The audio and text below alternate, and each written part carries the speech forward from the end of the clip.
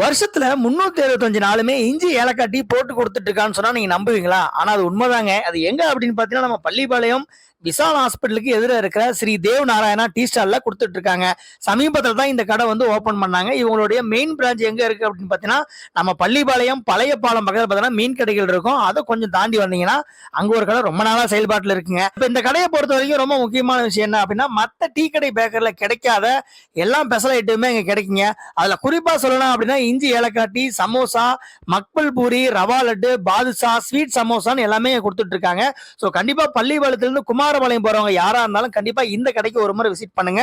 இங்க எல்லாமே அவ்வளவு டேஸ்டாவும் இருக்கு, சூப்பராவும் இருக்கு.